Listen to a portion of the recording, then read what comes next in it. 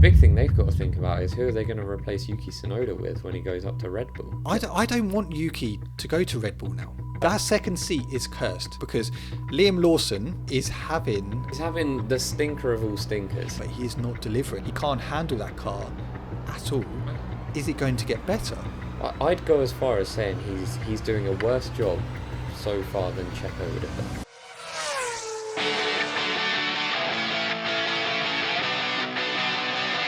So, before this podcast gets started, this is just a reminder that this podcast was filmed prior to the news of Lewis Hamilton, Charles Leclerc and Pierre Gasly at risk of being disqualified from the Chinese Grand Prix. So just bear that in mind when you are listening to this podcast. But anyway, enjoy. Okay, welcome back everyone to a brand new episode of Box Podcast in collaboration with Box Club, home of the greatest F1 widgets app. We do have an exclusive offer for you. If you want it, you can download the app for free. I should make that abundantly clear to all of you. It's absolutely free to download. It makes your phone feel like an F1 hub, right? It's beautiful. But if you do want the ultra version, we have an exclusive 30% discount code for you guys.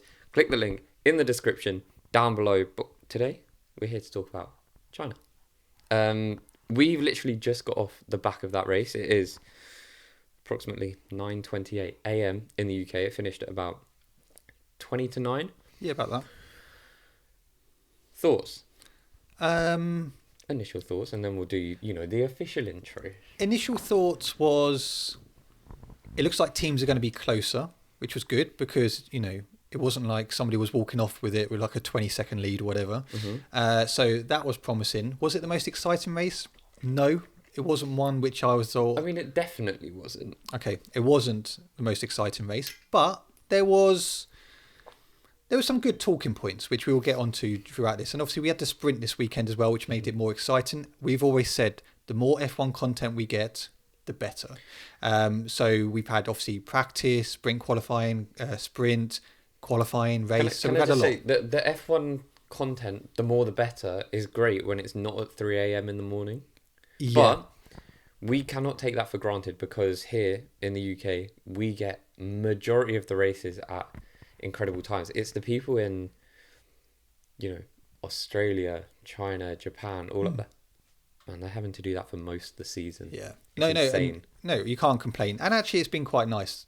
7 a.m. race this morning was actually quite nice. 7 a.m.'s fine. But obviously yesterday, which that would be Saturday for you guys listening. Yesterday was wake up at 10 to 3, watch the sprint race, then wake up at 6:30 to be ready in time for qualifying. So it was a little bit like, wow. It is funny though, isn't it? You see a lot of memes kind of like, and do let us know, if you got up and watched it. I find it a lot easier getting up for F1 content than I do actually going, I've got to go to work. Well, yeah.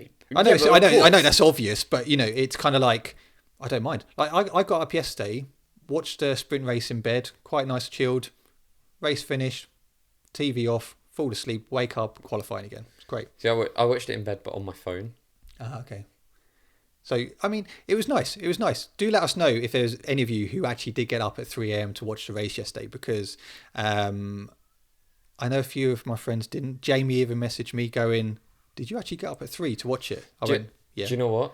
And I know we're going to touch on the whole weekend, but if Lewis hadn't have qualified P1, I can't guarantee I would have woken up. No. Yeah. I would have obviously watched it back so we could come here, but there was part of me was disappointed that he qualified P1 because then I knew I had to wake up so early.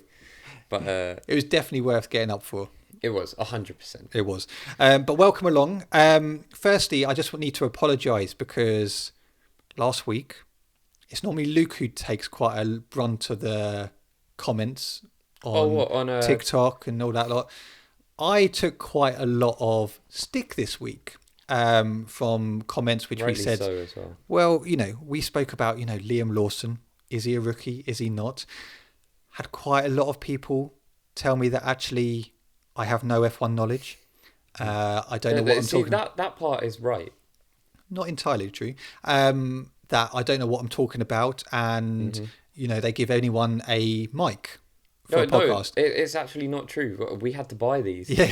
They're expensive. They didn't just give them to us. So I'm sorry that I triggered a few of you, but actually I still stand by my decision. Yeah, Liam Lawson is not a rookie. Although he is driving like one. He's definitely I will driving like double one. down on that point that Liam Lawson is not a rookie. And if you're using Ollie Behrman as the sort of comparison, then I think that's just a really stupid argument. Yeah. The guy had 2 races in F1, Ollie Behrman, right? At the opposite ends of the season. It's Saudi Arabia, where I'm pretty sure he basically only had the race, didn't he? Only had the race. He had qualifying. Okay. He had the weekend. He got thrown in like during the weekend though, didn't he? Yeah. And then Brazil, which, circumstantially that race was horrible, but it's still a race, so... And Baku. Okay, and Baku. But Liam Lawson had 2 stints in Formula 1. Good stints. Consecutive stints. The question is, okay, and I want to hear from you guys at He home. had like half of last season. He did. Well, yeah, he did. From Singapore onwards, wasn't it? Yeah. From after Singapore, he took over from Daniel Ricciardo. But I want to hear from you guys at home because, as I said, I've taken a lot of stick this week for saying Liam Lawson is a rookie. One of the questions. You said Liam Lawson isn't a rookie. Okay, let me rephrase that. So, as you know, I don't want to confuse them. No, I don't. It is early. I want to hear from you guys at home because last week I did say Liam Lawson is not a rookie. I got a lot of stick, and a lot of hate, which, fine, whichever. But I want to know, and somebody made a good point. If Colapinto comes back into the sport after his stint in Williams last year, is he a rookie or not? No, he's not. He's not a true rookie. You can say, but he's inexperienced. But he's not a rookie. I'm sorry. Like, I don't know what you define rookie as, and I feel like it's probably open to interpretation. Yeah. Which is why some of you probably disagree. I'm sure a lot of you sit at home and agree. Yeah, like they're not really rookies. It's not like Bortoletto's coming with no F1 experience or Hadjar. Different. They've had good stints. Yeah. I don't think that means we cut them less slack, so to speak. But we can accept that they're not truly rookies. No, and I think Colapinto's a bit of a different one because he's had the half the season. Yeah. Compared to maybe Lawson, who's had 2 half seasons, whatever. We had it to be, what was it, like 4 or 5 races in the first 2023. He had a good chunk in 2024. That's what I mean. And he's had like a good few races under his belt. So Colapinto is on that cusp for me. Can I just say, Colapinto is edging ever closer to that seat, but I'm sure that's something we'll discuss when we get touch on Alpine. So welcome along. So let's get into what we've decided to do. Whoa. What's coming up on the show today? Okay, we're going to talk all things China. I've got a few questions for you. We've got fan questions as well. Again, for you guys who haven't, who've just come across us, check us out on all social media. We'll post a post on Instagram every week asking for you guys to get your questions in.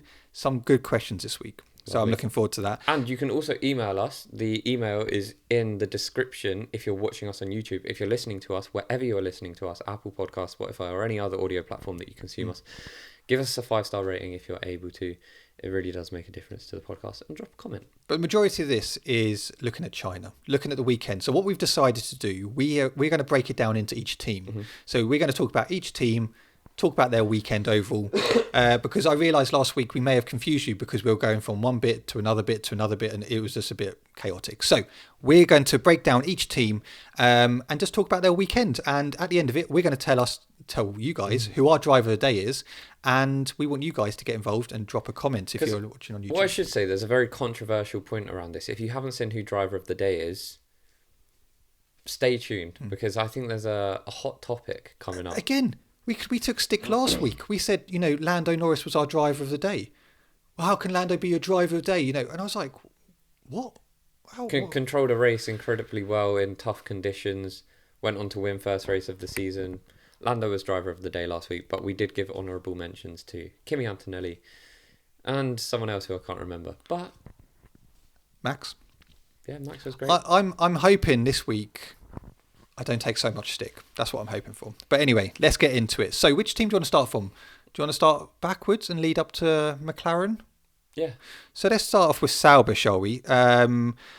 Tough weekend for them. I mean, when you look in the sprint qualifying, Bortoleto out-qualified Hulkenberg again. Which I think everyone was a little bit surprised about. We were obviously shocked when that happened in Australia, but to do it again, we were kind of thinking, okay, what's going on here? The sprint was okay. Well, not really. They finished P18, P19. No, but Bortoleto did finish ahead of Hulkenberg again. But look, it's circumstantial. We know that Sauber are going to have a tough season. I honestly, I don't think Hulk or Bortoleto are going to be thinking, what the hell is going wrong here? If you sign up to that project, I mean, firstly, like Bortoleto would obviously sign up because he was in F2. Hulkenberg has signed up to that project thinking this season is going to be awful. It's all about Audi. Roll on 2026 and onwards. So, yeah, I think for them, it's going to be a season of just, really improving themselves as drivers, Bortoleto finding his feet, and just preparing yourself for 2026 so you are at the peak of your performance and able to maximise that. Yeah, and heading into qualifying, Hulkenberg out-qualified Bortoleto, P12 for him, looked good. Which is not bad because that car is poor. No, it is, and Bortoleto was P19. But, the race was tough for both of them. Obviously, Bortoleto spun. Yeah, very early on. That pretty much cost him his race. But I think for Bortoleto, we've already seen, and I don't know about you, but for me, even in the last couple of races, I've seen a lot of positives from Bortoleto to think, actually, this driver has got something about him, and actually, I'm not overly concerned. We know the car isn't great. We know that they'll pick up these odd few points, like they did. Hulkenberg did last week in Australia. I actually don't think they will. I think that was a bit of an anomaly. Yeah, but I think there'll be races throughout the year where they'll be able to pick up these, circumstantial points as such. So I think Bortoleto is showing. He finished P17 today. I mean, look, just out qualifying Hulk. Not once but twice. Granted, once in a sprint race. Yeah, it's impressive. Hulk's a great driver. We've given him a lot of credit, and I'm not taking anything away from him. I'm saying the fact that Bortoleto has been able to out qualify him twice is impressive. Yeah, and I think it shows. He won F2 last year, and he looked really good. If you watched any of the F2 season last year, he looked really good. And I think now you're kind of seeing why they took the punt on him. No, I agree. So race-wise, Bortoleto P17, Hulkenberg P18. Yep. Kind of what we expected from Sauber to be where they are. All of these cars over one lap confused the hell out of me because I feel like you can never determine who's going to do well over one lap. No. Like obviously you've got the front runners, but then and I know we're not talking RB, but I'm just saying, all of a sudden you have an RB like thrown in to like P3 or P4 or whatever, and they're really, really fast in these quali sessions. Race pace, it all, like, the cars get exposed, and that's where your Saubers do end up dropping back through the grid. Yeah, and as we said, the fact that they both finished the race today, again, it's just more and more experience for. Yeah, I suppose both of them. They're both in a new team. For Bortoleto, it is just gaining as much experience as possible until that car, he gets a competitive car as such. Next season, hopefully. Yeah. So, relatively okay for Bortoleto and Sauber today. But Haas next. Should we talk about Haas? They had a very, very... bit of a topsy-turvy weekend. It was. Obviously, the big surprise, Behrman out-qualified Ocon in sprint qualifying, and obviously finished ahead of him in the race as well. Can I... I've got to say something on this. Because obviously, I would like to say I've not given Behrman a hard time at all. Because every time I've spoken about him and my doubts about him, I have always backed him in the sense where I say I really want him to do well. He made me eat my words today. And I'm happy with that. I said I want him to make me look stupid. Yeah. And today, particularly today, as in the race, he looked class. I loved it. And I loved his little chow thing. I don't know where it came from, but it was making me laugh. And yeah, so I'm really happy for Ollie Behrman. Yeah, qualifying was tough for him. Qualified P17, went out in Q1. Ocon got into Q2, qualified in P11. Did really well. He did, and obviously these Haas's, they're really unpredictable at the moment. Yeah. And it's really hard to gauge where they are, because obviously Haas last year did very well. They were fighting for P6 at the time with Alpine. Towards the end of the season, especially, they were looking. Everyone was like, "Oh, Haas one to watch next season." Yeah.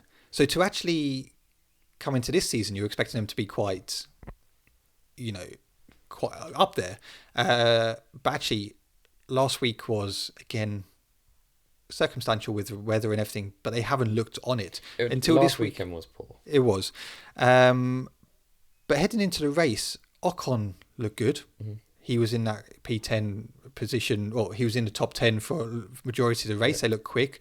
Ollie Behrman came into the race. Obviously, starting P17 was always tough for him, but actually, to end up finishing P10, picking up that 1 point, getting his first point for the season is positive for him. Strategy was good from them, and Ollie Behrman cut his way through. He had to overtake a lot of people. Yeah, he did. To claw his way up there, and he did it really impressively. But they're very mature overtakes. That's what I really liked. They were well planned. They're well executed, and he just looked very calm. He looked very. It was a very mature drive for an 18-year-old. And like I say, I will. I know it's only one race, but you know what? I'm firm in it. Like, I take back what I said. I actually think after seeing that, I think he's got that dog in him. Yeah. And I think he's actually going to do well this season. Ocon P7 again, solid performance from Ocon. That's really good points for Haas. Yeah, really positive. So overall, really impressed with Haas today. They look good. I don't think Haas are one of those teams that you have to consider are going to be really dedicating resources to next year. Yeah. Because they don't have the same budget as, I know there's a budget cap and everything, but they don't have the same disposable finances that the big teams have. So, maybe it was foolish of everyone to think, they looked really good in 2024. 2025, they could look, take another step. Maybe they've come into this season, they've had to think, we've really got to start prioritising 2026 here. And that's maybe why we're seeing a bit of a fluctuation, and we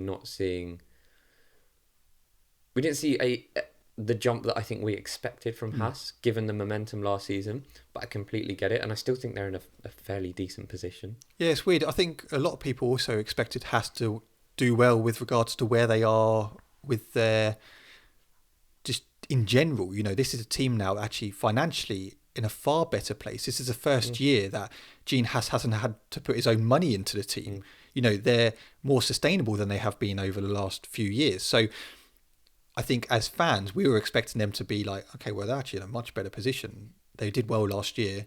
They must obviously be doing well. And they may do. It's only race 2, but... look, they had a poor race 1. A lot of people did. It's still very hard to gauge. And like I said, I do think this generation of car has been so unpredictable. Very rarely have you been able to predict how well a car is going to do. Take out the 2023 season where you knew Max was going to be quick no matter where he was. Realistically, think of the Mercedes. Oh my God, so, on occasion they've been the fastest car, easily. Then you look at the Ferrari. Sometimes they've been blitzing it, and then the next track they'll be awful, and it's so hard to get a grasp of these cars. So I think it is going to be a topsy-turvy season, because we never truly know where we stand with these cars, because track to track it's completely different. Before we get on to another team, I know, going back to what we said about the race earlier, what is really disappointing, obviously today had the opportunity to be a really good race, but the thing that let it down was the fact that teams only did one stop. These tyres, we talk about, they talk about the fact that actually it's a 2-stop. These tyres aren't really lasting well. They're going to have to make changes. It could be the overcut, could be the undercut. That makes a difference for how the race finishes. We get to a point where we're like lap 30 in or something, and it was like, yeah, we'll just go to the end. So no one's making any changes, and that's why realistically, it wasn't that exciting towards the end. The tyres, I feel that as fans will all agree, have the reliability is unbelievable. By the way, like it's incredible that Pirelli have been able to get the tyres to this point where it's They're like bulletproof. It makes for worse racing. And I'm sorry if you disagree, but it does, because most races you can pretty much guarantee a one stop is absolutely fine. Tyres don't really fall off a cliff, in my opinion. We rarely see blowouts. And I do think that something needs to be done about the racing in general, because today was a boring race, right? Granted, if you're an Oscar fan, you probably loved it. And, you know, if you were watching Ollie Behrman, but as a race as a whole, it was a boring race. Very little overtaking. It was all very predictable. Pretty much everyone did a one stop. Lewis tried the two stop. There are a few in the back that were doing the two stop. Boring. I still stand by it. Bring back refueling. And let's not worry about tyre degradation. I remember reading, it might have been a tweet from Jeremy Clarkson or something, saying, I don't want to watch race car drivers, like, you know, ease their way around a track managing tyres. I want to see them going flat out every lap, come in, pit when they need to, get fresh tyres, get back out there. And like, I think if you had tyres that degrade a bit more, you'd probably get that. And I think if you then bring in the refueling element, all of a sudden it becomes super unpredictable, because the strategies are infinite. And I think that is something they need to look into, because there's... Well, it makes the strategy completely different, doesn't it? You know, you start the race a bit lighter fuel. How far you go, get a good gap. Everyone is always going to go on the same strategy now. I think that's the biggest issue that we have with the current setup of tyres being so good and reliable, and obviously not having refueling. You all just have the amount of fuel that you need to get to the end. I would just like them to do something, because in a race like today, where there wasn't a great deal of overtaking towards the front of the pack, but you had the opportunity for there to be some good overtaking, some good undercuts, some good overcuts, because the teams were much closer today. Well, had we have had to pit more? Yeah, absolutely. So I just think they should look at doing something, because if we're not going to get on track racing, it would be great to have strategy racing, because that's just as exciting. Well, that's exactly why they put a 2 pit stop at Monaco, because they're very well aware that actually you just put one set on. Yeah, you're just watching one pit stop around, and that was it. Yeah. But yeah, today had the potential to be a very good race if the pit stops were, the tyres degraded more and we had to do the two stops. But yeah, do let us know what your thoughts are on that, because I know we've spoken about refueling before, and a lot of people have given us sticks saying, well, it's a health and safety risk, or, you know, that's why they got rid of it. I understand, but this is racing, and you want to see the cars go flat out, because that's what you want. That's like saying, like, oh, you know, they shouldn't take corners at 350 kilometers an hour. It's a health and safety risk. Yeah, well, like, it is. But like, everything in F1 is a safety risk. Trust me, like, even just being part of the pit crew, that is a health and safety risk. But I don't know, like, if making the sport safer in that sense is a clever idea. Obviously, protect everyone in the sport, but there comes a balance of, like, these things are important to the sport, and, you know, a lot of that is attached to risk. That is just the nature of it. Do let us know. Get involved. Comment below. Right, where should we go next? Should we go Aston Martin? Yeah.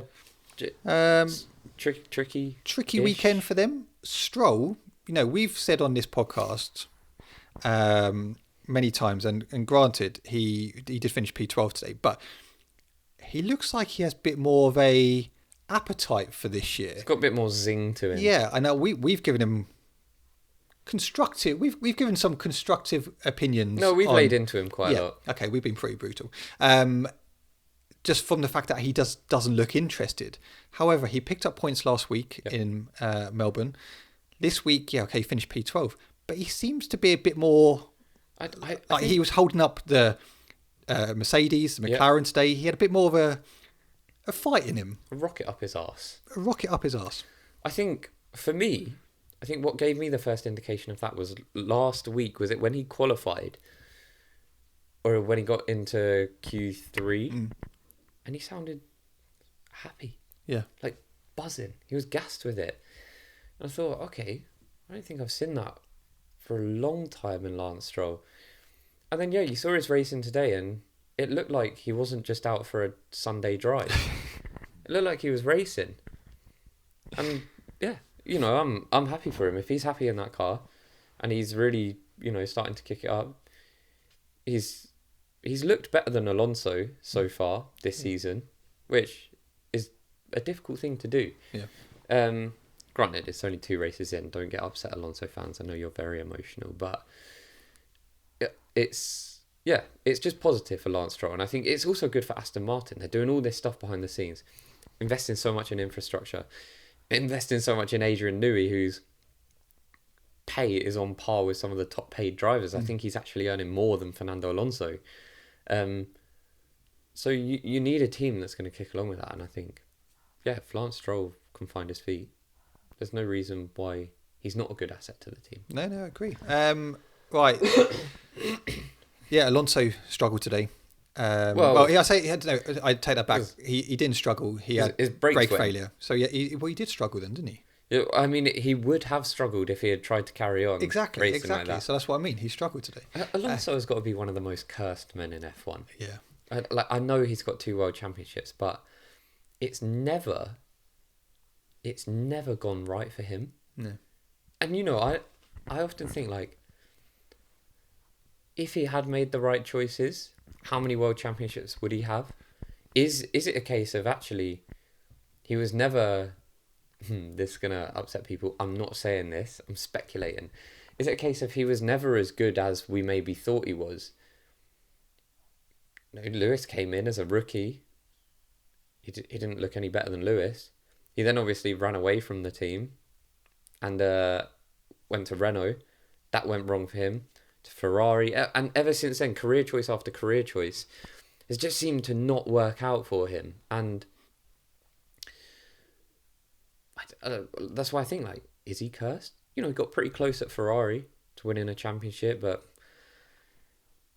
he went back to McLaren eventually, and that really did not work out. Alpine move didn't work out. The Aston Martin move was sort of on the cusp of working out and then didn't.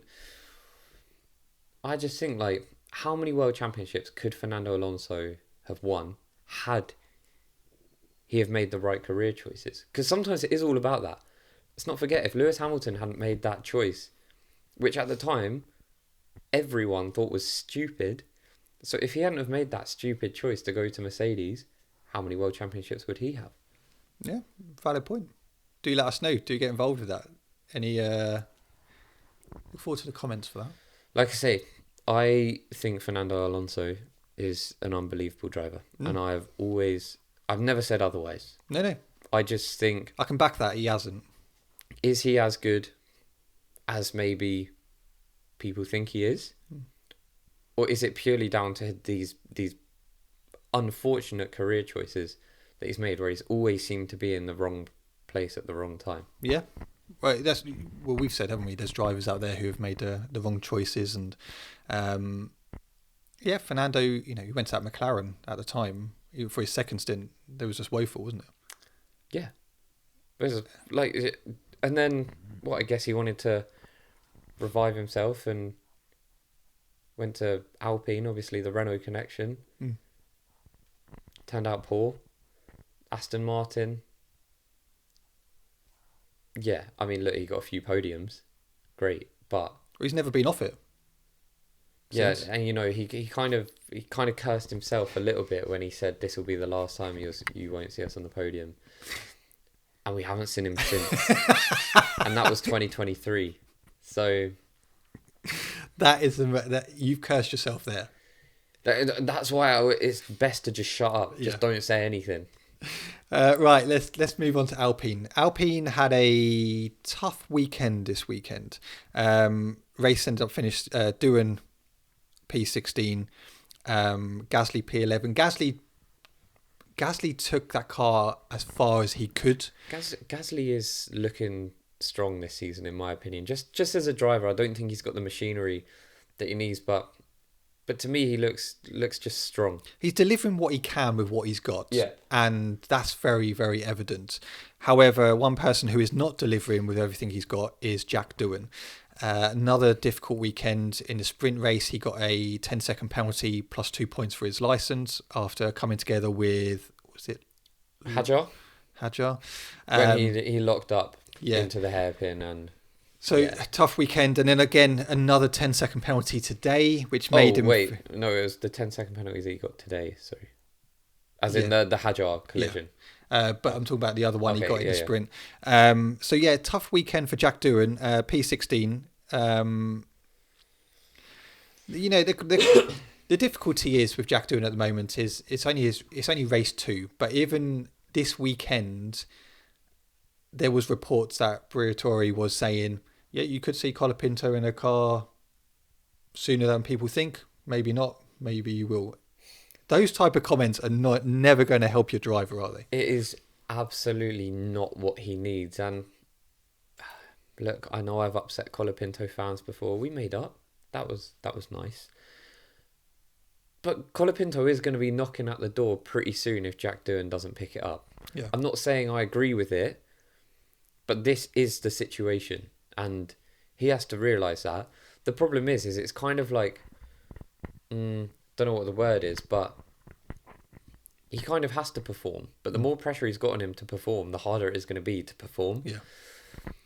And I think when you look at this weekend, so sprint qualifying, he outqualified Gasly P16 into the race. Obviously, Jack Doohan finished P20, came into actual qualifying, Jack Doohan P18, and then again today he finished P16.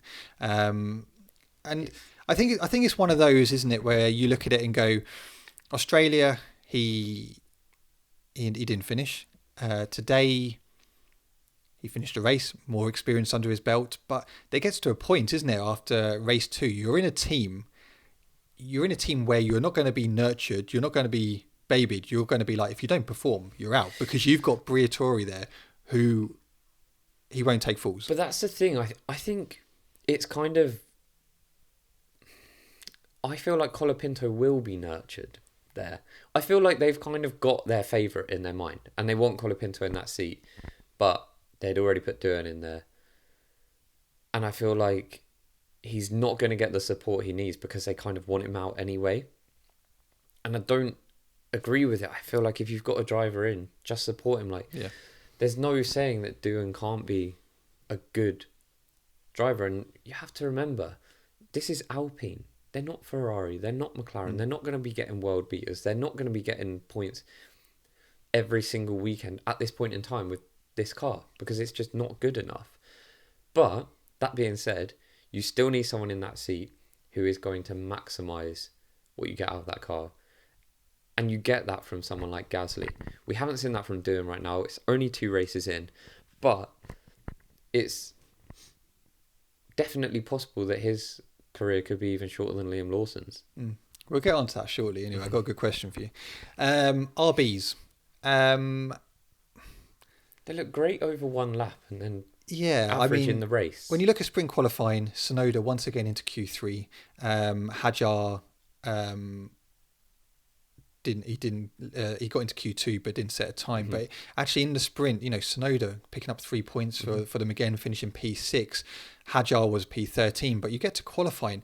Both the RBs got in to Q3. Hadjar P7, Tsunoda P9. Solid for Hadjar. It's not often that Tsunoda gets out qualified by a teammate. No, 100%. And Hadjar needed that after last weekend. Last weekend, been in it on the formation lap, then getting all those remarks from Helmut Marko. He needed a performance this weekend to actually get things back on track, and putting it into Q3 is definitely a marker to show that actually I am here and I'm here to compete. The race didn't end well for them, and I don't know whether that's just a factor of poor strategy. Tsunoda probably would have finished in the points if his wing didn't decide just to give up. Yeah, that was crazy, by the way. What the hell happened there? Literally just... Firstly, Crofty confusing the hell out of everyone. Needs to up his game, right? Because he was talking about Hadjar on a broken wing from the Doohan incident. Turns out it was Tsunoda in the end, and it was nothing to do with a collision. He needs to sort it out. I'm putting that out there. But what the hell? How can that just break? It is weird. But Tsunoda ends up finishing P19, Hadjar P14. But I do think to some extent they'd almost ruined the race for themselves a little bit by pushing very early with the two-stop strategy. Yeah. Rather than sort of trying to suss out. And I get it, it was a gamble. But I feel like when you're in that position, as a team like RB, should probably try and follow what the front runners are doing and don't pull the trigger first because you don't need to. No, especially when you've got teams like Sauber and that lot who will do that for you anyway. Exactly. And I think, Tsunoda again this weekend, for me, and I've said this before, I'm a big Yuki fan. He just showed his quality. Yeah, okay, finishing P19 is not a true reflection of what his actually racecraft was this weekend. But yeah, I mean, obviously, like that wing got him shafted. But up until that point, he was pushing, and maybe he would have got maybe a P9 or P10 at that point. But no, shame for Yuki, shame for Hadjar. But I think there's been a lot of positives to take away from this weekend, especially with the qualifying pace. Obviously, Yuki picking up points in the sprint race as well. There is positives to take. Yeah, they'll be happy with this weekend, and they should be. I think the big thing they've got to think about is who are they going to replace Yuki Tsunoda with when he goes up to Red Bull. We may as well touch on this now, actually. Well, we can go on to Red Bull next so we can make the transition seamless, but let's... I don't want Yuki to go to Red Bull now. Well, because you think that second seat is cursed. That second seat is cursed. I do not want Yuki anywhere near that second Red Bull seat because, let's touch on Red Bull because Liam Lawson is having... He's having the stinker of all stinkers. Can I just say, last season, it really wound me up how Checo would come out and constantly blame something, anything but himself. He never took responsibility. That wound me up so much. It would always be the car this, the team that, this happened. When you've got Max qualifying P1 or P2, P3, nothing angered me more, right? Liam Lawson came out in his qualifying interview. He did mention some bits about the car, but he said, look, ultimately, it's no excuse. I've got to do better. It is unacceptable. And I rated that. I rated the fact that he came out and said, this is on me. He was like, I need time to, I need time to build up confidence in the car and learn it. But he was like, unfortunately, I don't have time. It's got to be quick. And I've got to sort it out. That's fair enough. That's the exact response you want to see from a driver. If he came out and was just like, yeah, the car's so difficult to drive, like this was happening, that was happening, I would have been like, nah, not having that. Because granted, new car for you. Everyone's always said this car is very tricky to drive because Max has a very unique driving style. It's just not an excuse. No, spring qualifying, Liam P20. Sprint race, he ended up finishing, where did he finish? P14. Qualifying, again, P20. Today, he ended up finishing P15. I mean, really, especially when you see Max Verstappen, Max looked great towards the end of the race today, by the way. He did. He had the pace. But he looked good in the sprint race. Okay, he finished P3. He qualified P2. He looked good. He looked good on weekend, but that's Max Verstappen getting everything out of that car. And I suppose... with Liam Lawson at the moment, and I agree with you, I respect him for coming out and saying, look, this is on me, I've got to get up to scratch. Because he is in a very fast car, but he is not delivering. And he is looking like someone who, he can't handle that car at all. And the worry is it going to get better? I'd go as far as saying he's doing a worse job so far than Checo would have done this season. Yeah, I mean... There's no way Checo qualifies P20 in the two races. No. No way. All right. I'm not saying he's going to get out of Q1, but there's no way. So I've got a little fact for you. A fact. Okay. So, Nikita Mazepin's average starting position in his first three races for Haas was 19.33. So, around P19 or so. Liam Lawson's average starting position in his first three races at Red Bull, 19.67. Yeah, and that's And Look, when we say 3 races, I know people go, well, there's only been, but we're talking about the sprint race. qualifying as well. Mazepin was shocking. But Should we send that to Helmut Marko and go, look, here's your next driver? get Nikita in. But that Haas, oh my God, that was the worst car. One of the worst cars ever. There's no excuse from Liam Lawson, but like I say, I like the fact that he came out and basically said, yeah, there's no excuse. I have to do better. This is unacceptable. Especially, if you're Helmut Marko and you've been given comments about Bortoletto and he's out qualifying your driver. In a Sauber. And people like Hadjar is out qualifying your driver and getting into Q3. It's embarrassing. This is what I say. Everyone talks about Helmut Marko and how good he is for the sport. Like, look at all these. His talent ID is not as good as what people make out. Realistically, over the years, Seb, Sainz, Max. Okay, he's brought in, and realistically, like Seb and Max, obviously, on a different level to any of those drivers, but it's not been that great. No. I mean, it's brought through decent drivers. So I think when he says things, I kind of think like, how much does this guy really know? Yeah. More than me, don't worry, I know that. Do you want another fact? Yeah. So Liam Lawson hasn't out-qualified Yuki Tsunoda in 772 days. The last time was 2023 in Singapore. Granted, Liam Lawson has had half season. He hasn't been done full seasons. Yeah, but Liam Lawson has had 3 opportunities to out-qualify him in a Red Bull. So that is, it's poor, and I hope for Liam's sake that he's able to turn it. People are calling him Liability Lawson on TikTok. That's not a name you want. Did you see Ted Kravitz to Christian Horner? Yeah. Basically saying, like, what's going on? You didn't pay Checo all that money to have this, did you? My God. He said it straight to his face. Ted Kravitz is a national treasure. Yeah. And he should be protected at all costs. Straight talking. Doesn't mince his words. He asked the question that, firstly, all the other presenters, everyone else at Sky Sports or in any other media corporation would be too scared to ask.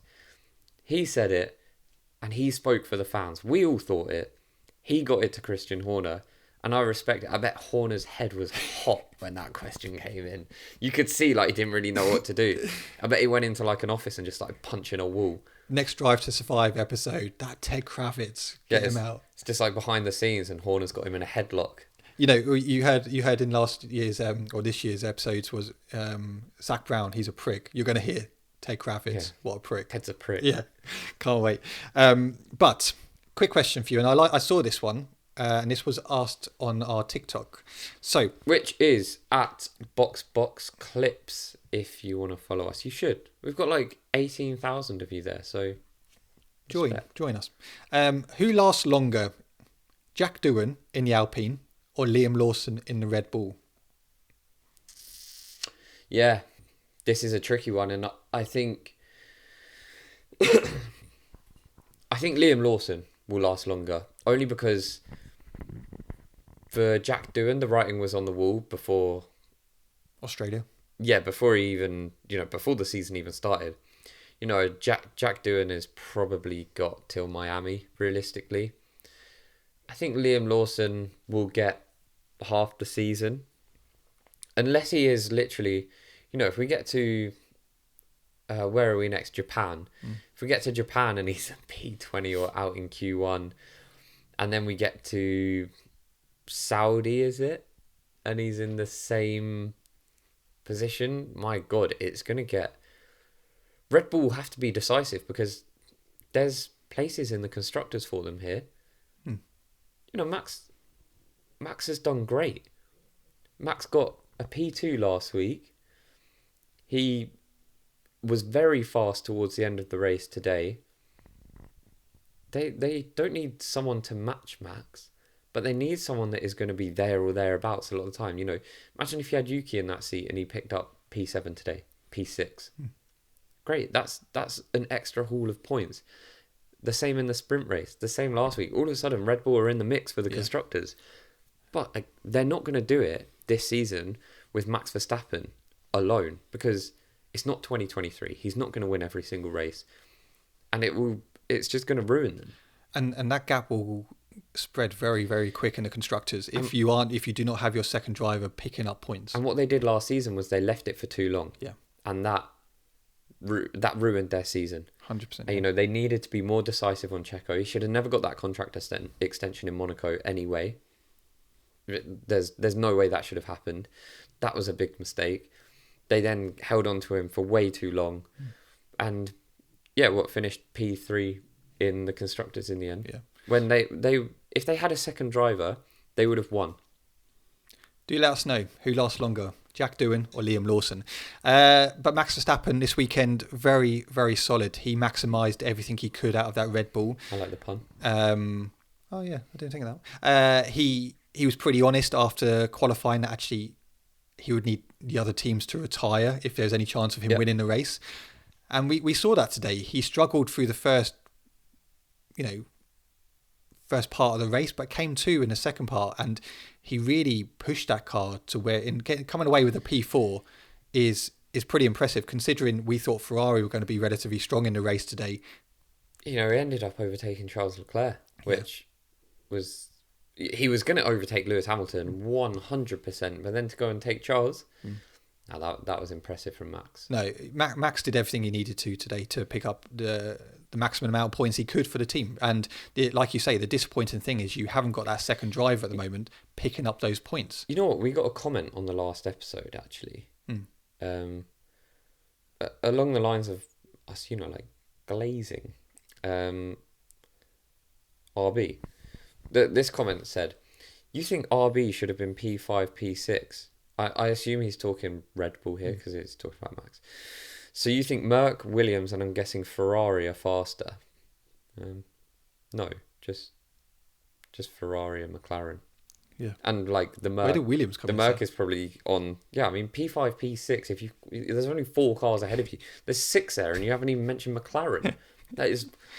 Anyway, the Max hype is unbelievable. That RB is the second fastest car. It's just not true. And you mentioned this. The problem is RB is so tailored to Max's unique preference that the second driver will always struggle. I don't think that's true. Tsunoda essentially would suffer the same fate as Lawson, Gasly, Albon, Perez. This should be obvious by now. I'm sorry. I just disagree. Like, you're telling me that Max Verstappen is the only person in the world who can drive that Red Bull car. I just think that is the laziest argument for why these second drivers aren't performing. And I think Albon even backed that up. He went on the High Performance podcast and he said, not really, like I don't think the car is built around Max. He just said Max has a very unique driving style, and he has said before it was difficult because it's very sensitive on the front end, but I'm sorry, Max Verstappen is pulling absolutely everything out of that car. I'm not a Max fan. I'm a Lewis fan. Do you think I enjoy sitting here praising Max Verstappen every week? Every time I do, I think back to 2021. Then you get triggered. Like, it's not something I enjoy doing, but I'm going to sit here and talk about him impartially. And I'm not going to sit here and lie and act like he isn't an unbelievable driver. And he's been phenomenal. That Red Bull is not the second quickest car on the grid. I'm sorry. And we've said if it wasn't Max in that Red Bull seat last year, McLaren would have won the drivers and the constructors. It was Max Verstappen who pulled everything out of that Red Bull to go on and win his fourth. We've also said in 2023, if it wasn't Max in that seat, they wouldn't have had as many wins as they had. No. Do get involved about Red Bull and let us know what your thoughts are on Liam, Max. But overall, Red Bull probably be relatively happy with that this weekend. Well, with regards to Max Verstappen. I mean, it's a tricky one, isn't it? Like, you're happy with Max getting as much as he can, but Liam, you're going to be questioning things. You're under pressure, boy. Yeah. Let's go back to Williams. So, tough weekend for Carlos Sainz, and this is really baffling me because we spoke before the season started and we were like adamant that Sainz would be walking away with it. In fairness, I don't think I ever said that. I said I expected Sainz to be better than Albon. Yeah. I just said this season we might see Albon get exposed. Yeah. And so far we absolutely haven't. He's looked like the stronger driver, obviously. I mean, Sainz was unlucky last week. A lot of drivers crashed out in the wet. But Albon looked very comfortable all weekend in comparison to Sainz. Yeah, Albon, spring qualifying, got into Q3. Sainz went out in Q2. In the race, again, Albon ended up finishing P11. But when you get to qualifying, obviously, Albon put it in P10, Q3 again, another elimination for Carlos Sainz in Q2. But again, we should say it's so tight. He was only 2/10 off Albon. Yeah. It's tricky because qualifying, in this new era of car, has been so tight. It's been fine margins that have really mattered. And, ultimately 2/10 cost him, 5 or 6 positions to his teammates. So... But even in the race day, Carlos Sainz, he was just in a race on his own. He ended up finishing P13, and every time you saw him, he just looked like he was just not really challenging, just driving around on his own, having a nice little Sunday drive. He had a boring day, yeah, and he finished 20 seconds behind his teammate. Yeah, But Alex Albon picking up a P9, getting again a couple of points for the team. I still think the Williams again falls into that category of it's still a little bit confusing. Is the car good? Is it bad? Is it okay? Yeah. I think Williams will have an alright season, and I have all the faith in the world that Carlos Sainz will have a decent season. Yeah. He might just not have as decent season as we thought he was going to have. No. But again, we know Williams is the 2026 project. Yeah. It's not about this year. But they did need to take a step forward. And I would say so far it does look like they have taken a step forward still. No, I agree. Right, 3 teams left. Ferrari, Mercedes, McLaren. Where do you want to go? Let's go Mercedes, because they're the only team that didn't win anything this weekend out of those 3. Yeah. Sprint quali, Russell 5th, Antonelli 7th in this actual sprint. George Russell picking up 5 points in P4. Antonelli again picking up a couple of points in P7. Qualifying, well, George Russell split the McLarens, which I don't think anyone expected. And very, very impressive lap. Very impressive, yeah. And it was only 1/10 behind Piastri. Yeah, it was 800ths, wasn't it? Yeah, putting it on P2. Solid weekend for him, and Antonelli again getting into Q3. With Antonelli, obviously, it's one of those actually, could he have done a bit more? But again, second race, it was a solid weekend for him. It wasn't as electric as last weekend for him, and that's fine. He is a rookie, a true rookie. And, China's a difficult track. Yeah. Let's not forget that. I think he did absolutely fine. He's an 18-year-old boy. A boy, not a man. He's 18 years old. He's so young. He's come in with a lot of expectation on him. He is racing for an extremely good team against a very good teammate. Yeah. You're going to expect George Russell to outperform him this season. And I don't think there's anything wrong with that. I don't think there was anything wrong with Kimi Antonelli's performance this week. But what I will say is, you tell me that he was given driver of the day.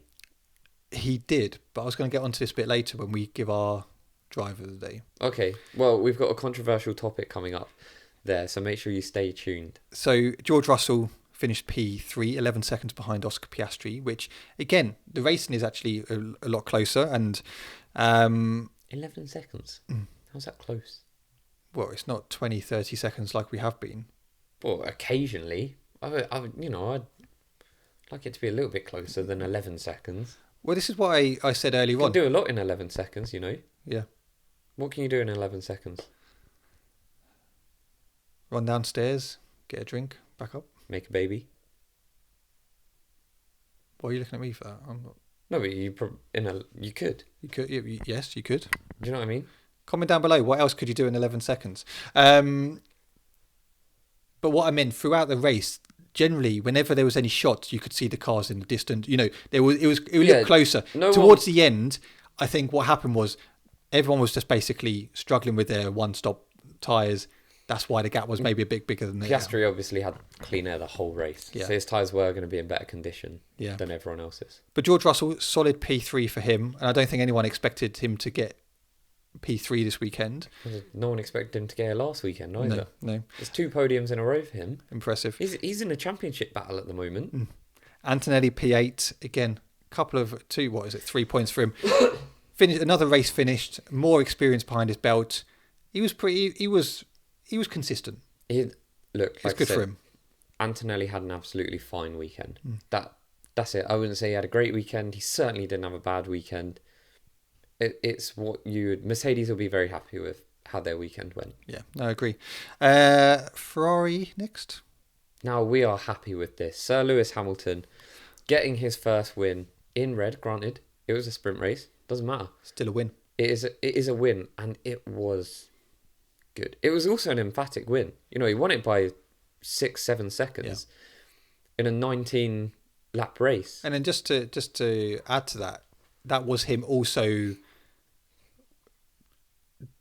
playing a part in keeping Max closer so he could damage his tyres more. So actually the gap may have even been bigger. Yeah, so if you don't know what we were talking about, Fred Vasseur came out after that race and said, basically Lewis kept Max close to him for a period of time to ensure that Max was hurting his tyres. And then we saw that Piastri then got Max and Lewis just dashed off down the road. Yeah. So that's when you saw his true pace come alive. And Leclerc was obviously, for the best part of the weekend, Leclerc was off Lewis. Obviously I know that that's different in the race. Charles looked great in the race, especially with a broken wing. But I think the most confusing thing about the Ferraris was, where did that pace go? Yeah. Because they looked so good in the sprint. Lewis in the sprint, absolutely controlled it.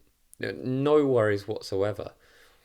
In sprint quali, they were up there. Obviously, Lewis qualified P1, but through the whole session, it was like, oh my God, it's flip-flopping between 1, 2 and 3. You don't know who's going to be there.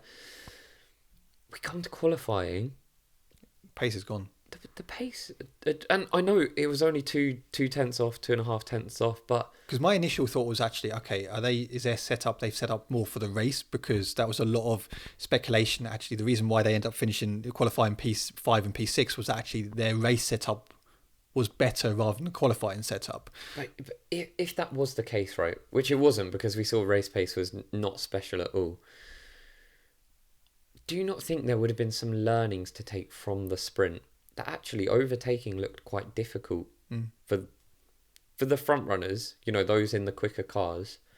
It looked like it wasn't really happening much. No. So, yeah, I think track position would have been so important, which sounds weird at a track like China, because there's great overtaking opportunities, but you saw very little overtaking between the top guys. So I think you should have set up for that 1 lap pace. Yeah, but obviously then they got into the race. Leclerc almost took out Hamilton on lap 1. That was close. That was a little bit silly from Charles, because it could have done more damage to his front wing, which, to be fair, it seemed like it actually helped him out in the race. And it could have very easily given Lewis a puncture. Yeah. And I love Charles. I really do, and I want to see them both do really well this season. I know I'm a Lewis fan, but I will be backing them both. But that was a little bit silly. Yeah. And obviously he did also get a little bit aggressive at Australia. And I understand it, because Lewis Hamilton coming into the team, that sort of... Charles really has to assert his dominance, because Lewis does that naturally. Yeah. He doesn't have to come in and be like, I'm going to show I'm the top guy here. He's got 7 world championships that do the talking for him. And Charles has always been the top dog at Ferrari since he's been there, even when Seb was there. And now he might be feeling a little bit threatened, and I feel like you've seen on track, maybe he's tried to assert his dominance. I just think they need to be careful, because Ferrari can win a Constructors this season. They really can. I think what I liked about Ferrari, today was the strategy calls were pretty on point, and that's you can go back to when they told Leclerc and Hamilton to swap positions. Leclerc looked the faster car, That made complete sense, by the way. and we've been quite critical over the last couple of years, and even last week, that actually Ferrari strategy calls have been really quite poor and cost them a lot. But today, that call just made sense, swapping Charles with Lewis, because then Charles was the quicker car. He couldn't quite get past George, but he got closer and he had the opportunity. The other call I really liked was actually with 16 laps to go. Okay, well, Lewis has been chased down by Max. Not really, he's in no man's land, really. So what do? Let's just pit him. Let's try. He essentially had a free pit stop, only losing the position to Max, who he was going to lose the position to anyway. So yeah, we called it at the time, didn't we? We said, surely it's worth just bringing Lewis in and taking the chance. The worst thing that happens is he loses a position that he's going to lose anyway. Yeah. Best case scenario is actually he can cut through the pack. People's tyres start dropping off. Obviously, it didn't happen that way, but the fact that they took the risk, I like that. My question to you. Yep. We speak about Ferrari swapping the cars. Should they have swapped back at the end? Because ultimately, Lewis let Charles to go ahead to see if he could go and overtake George. That didn't happen. Obviously, they both ultimately ended up losing places to Max as well. Now, Lewis pitted in the meantime, but should they have inverted the cars before the finish line? If they hadn't pitted Lewis, I would have said yes. But the fact that they then completely swapped the strategy completely, I think it'd be a bit harsh to say to Leclerc, can you slow down and let Lewis past? Because I agree with that. I think if they hadn't have pitted Lewis, it would have. And I know it doesn't really make any difference at that points level. It's probably like a 1 point difference, but I feel like it would have made sense to swap them back had they'd just been both overtaken by Max on track, and that happened. But yeah, pitting Lewis completely changes the dynamic and the strategy. It's very hard to then argue. And also, there's no saying that Charles wouldn't have overtaken Lewis on track. That absolutely could have happened. But if you take away that opportunity and swap the cars, you then have to be like, well, look, we made it easy for you to get in front. It didn't work out. Swap the positions back. Yeah, no, I think if they hadn't pitted Lewis, I think yes, probably they should have. But look, it is what it's 1 or 2 points. The only thing which with Ferrari this weekend is I like their strategy calls. I think they look quick. There's a lot of positives to take from it. So it's going to be interesting to see where they go from this, because I don't just think it's going to be McLaren dominance. I do think there's going to be other cars in there. And I think we do have a 4-car battle in some sense with Red Bull. They're still going to be there with Max Verstappen. Max. Yeah. Okay, Max will be there. Mercedes look good. They'll win some races. McLaren's look great. But I do think Ferrari will pick it up, and I think they're on the right track. I do believe that. Yeah, I mean, all you have to do is look at the sprint race. That's clear and obvious that they can do some damage this season. And Lewis was positive afterwards, coming over the radio saying, okay, it may not be what we wanted, but there's a lot of positives to take out this weekend. Let's move forward with it. Do let us know about that. What was your thoughts? Should they have swapped position, or realistically it doesn't make any difference? McLaren. Almost the perfect weekend. Almost the perfect weekend. And I think when you look back at spring qualifying, that was probably one of their bits where they struggled the most, spring qualifying and the sprint race. Obviously, Piastri P3, Norris P6. Get to the race. Okay, when I say struggled this weekend, Piastri still came P2 in the sprint race. But Lando really struggled. And look, what I'm about to say, again, it's not me hating on Lando here, but Lando put himself in a very difficult place. I know he started P6. He did have one of the faster cars of the weekend. The fastest. He has a fast car. We can accept that the McLaren is still the fastest car. It might just not be as quick as we initially thought. But you look at this whole weekend. Okay, spring qualifying didn't put in the laps to really put himself in a good position. Sprint race almost went off track. Well, he did go off track. Lando had too many errors this weekend. And this is my point. Are we seeing these errors that are still happening from 2024, because you look at into qualifying, Q1 fastest car, Q2 fastest car, Q3 couldn't put it together, got out qualified by his teammates, and actually even George Russell. Come to today's race, solidish race. I know he had issues with his brake pedal at the end, but Piastri never looked under pressure from Lando. No, and this is one thing that kind of bugs me about Lando, is he always acts like he's in a position where he can overtake Piastri. The team had come over radio and said, car in front. Don't know why they called him the car in front and not just Piastri. Like, Oscar's going to slow down to, like, help you along. And then Lando's saying, like, oh, he needs to speed up because I'm hurting my tyres here. And then it's kind of insinuating towards the end of the race that, oh, you know, I can go and get him here. But then he's got the issues with his brake pedals. And then the interview after the race kind of, like, avoided the question of whether he could go and get Oscar. And it's like, mate, you couldn't. Like, Oscar had the race completely under control from start to finish. And I feel like sometimes he just doesn't accept that he was second best. No. And today he was. And the whole weekend, actually, I saw a lot of last season's Lando in this weekend.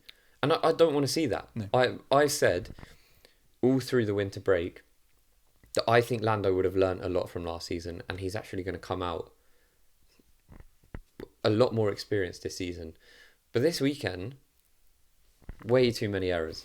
Way too errors that you would never see from someone like Max Verstappen, for example. No, and that's what I mean. You know, you look at the qualifying yesterday, his Q1, Q2 was fastest, but then made an error and only put it on P3 in the race in Q3, and these type of errors are the things that cost you points come the end of the season. And you know, you look at Oscar Piastri today and all throughout the weekend, a very, very consistent drive. Yep. You know, in qualifying, okay, you know, in the pole position was great. The race today, he didn't look phased. He looked very in control. And he's going along and doing what he needs to do. But for some reason, with Lando, there's still these errors this weekend. And look, it's only race 2. I'm not saying that actually he can't go and he may be dominant the rest of the season. And, you know, we want to see these errors, you know, minimised by Lando, because we do think he has the opportunity to go on and win a championship. But these type of errors are the things that keep costing him. And I know this will upset Lando fans like us talking about this, because it does. But like, I've always sat here and said, I think Lando's the quicker driver. I think Lando's quicker than Oscar. I think maybe he hasn't got the right mentality. But, you know, let's not be dramatic here. Lando's leading the world championship. He's got a P1, a P2. Granted, didn't pan out too well for him in the sprint race, but Lando is still on track. He is still favourite to win the championship this season. But I'm just saying, he cannot continue. He can't have a lot of weekends like this weekend, because it's not going to take a lot for that to really cost you. You know, he's lucky that it didn't cost him too much in the race. He is. And, you know, him and Piastri made the mistake last week in the wet. I know it was tricky conditions where they both went off track. And unfortunately for Piastri, he spun and got beached. That could have happened for Lando. But also, you look at these sprint races. I know people say, oh, you know, he picked up a P2, you know, in the race, but actually he finished P8. He picked up 1 point in the sprint. These sprints are so key, because Max Verstappen, the reason why his points tally over the years have been so good, he wins every sprint, because he picks up the points where he needs to in these sprints. Lando could have had an extra 10 points this weekend. Yeah, and that goes on to the standings. You know, Lando Norris is now there with 44 points. Okay, he ends up finishing what, P2 or P1 in that. He's over 50. He's over that 50 mark already. He's already building a bit of a gap. Yeah, you know, so Lando Norris is in P1 with 44 points. Max Verstappen in P2 with 36 points. Russell 3 with 35 points. Piastri 10 points behind Lando with 34. That top 4 is so close. It is. And I know it's only race 2, but that is close. I'd love to see the Ferraris come into that mix as well. No, 3 different constructors in there. Lewis Hamilton or Charles Leclerc is P6, Lewis Hamilton P7, 18 points, 17 points. But that can change, you know, very quickly. Yeah, it can. It can change very quickly, but it is important, even at this stage of the season, that you are maximising those points. Yeah. Because all it takes is a little gap, and it's very difficult to close that. You look at Kimi, P5 with 18 points, a good start for him. But the constructors, this is how it looks. McLaren, P1 with 78 points. P2, Mercedes, 53 points. Red Bull in P3, well, just Max Verstappen, 36 points. Ferrari, P4 with 35 points. So it is close. Then you're looking at Williams P5, Aston Martin P6, and Alpine down there in P10 with 0 points. So it is close, but it's kind of like, how do we? What Ferrari need to do to get back on track? They had a positive weekend, but the race today was where they need to maximise their points as much as possible. The thing is, I don't think this weekend was their problem. I think last weekend was their problem. If Ferrari didn't botch that strategy last week, they would be, Lewis and Charles would be in the 20s on points. Yeah. So I don't think this weekend was the problem. No. I think Ferrari had a relatively good weekend. They'd probably just want to look at what happened between the sprint race and the race to actually work and find out. But yeah, positive weekend for Ferrari, really positive weekend for McLaren, and an enjoyable weekend nonetheless. The race was a touch boring. Even the sprint race was a touch boring, to be honest.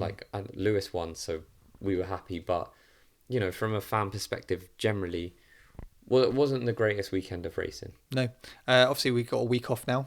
Yes. From racing, not from the podcast. Not us. We are here. Don't worry. And then we're back in Japan. We got 3 back-to-back races, which I love. Right, who's your driver of the day? Because this is interesting. This goes back to what we said earlier on. Kimi Antonelli was voted driver of the day. Which that is outrageous. There's no way Kimi Antonelli was driver of the day today. I'm sorry. No, I would agree with that. Who's your driver of the day?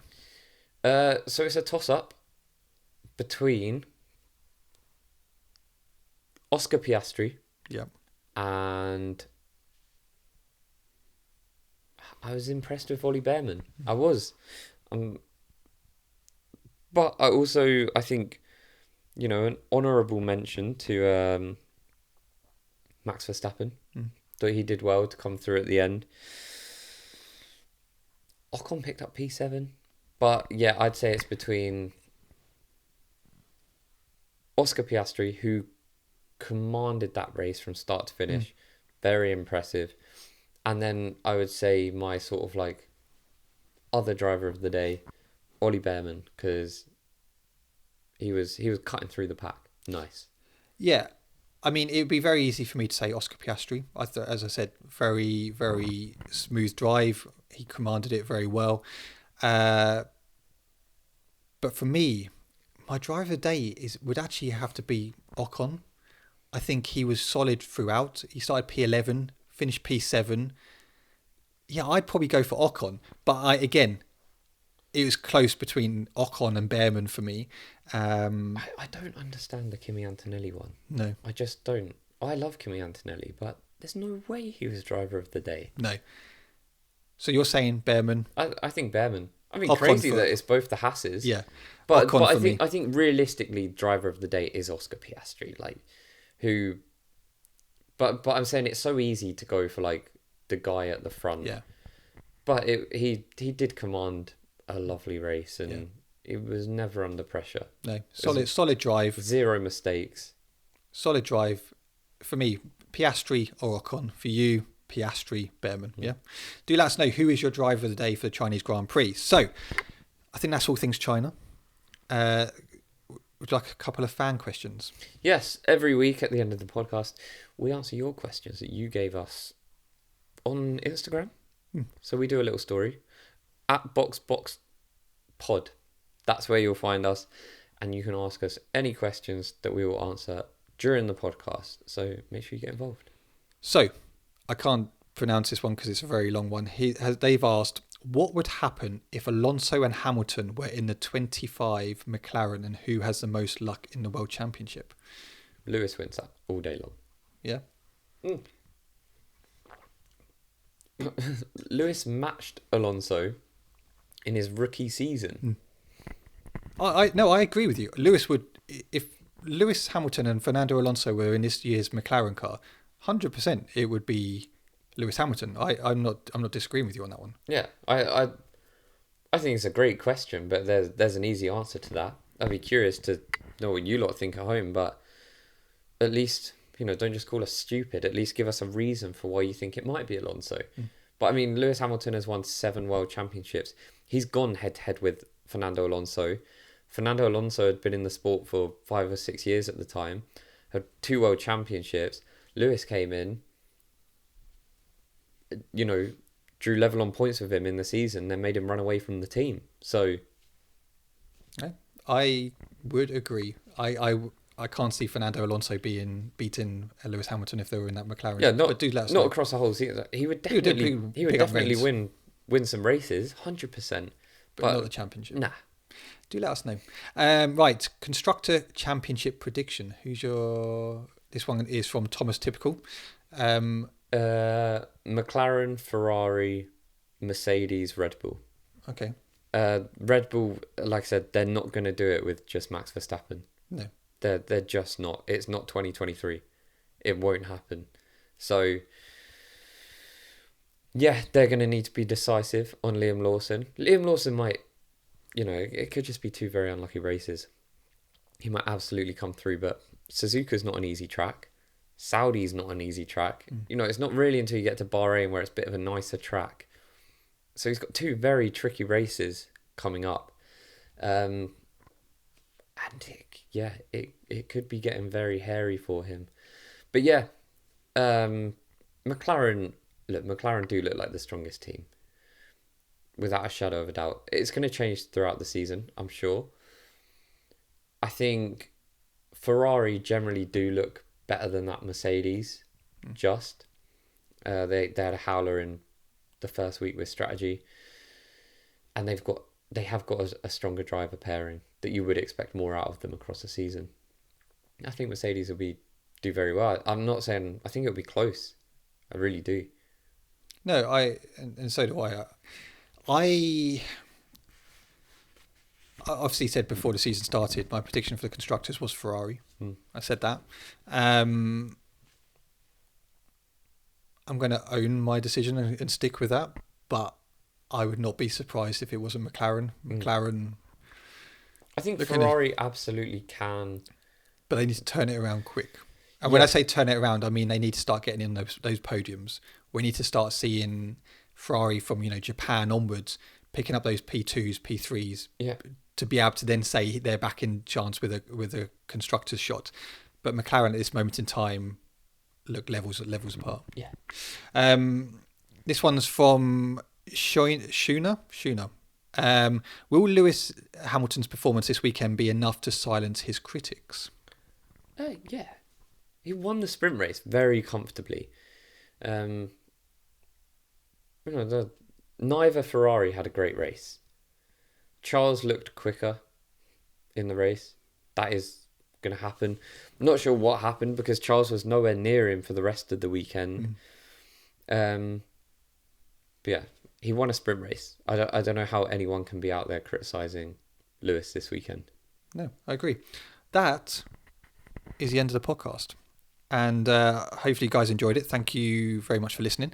If you're watching on YouTube, do hit that like button. Subscribe if you are new. If you are listening to us, please go and leave us a 5-star rating, whether that's on Spotify, Apple Podcast. It really does mean a lot and we really do appreciate it. Make sure you follow our Clips channel as well. There will be a link in the description down below where we upload shorter snippets of the podcast to BoxBox Clips channel. On YouTube. On YouTube, yeah. But do check us out. We post daily, actually 2-3 times a day on TikTok and Instagram. Yep. So do check us out on there. But thank you very much for watching. We'll be back next week previewing Japan. Yeah. And have a good week and we shall see you later. Bye-bye.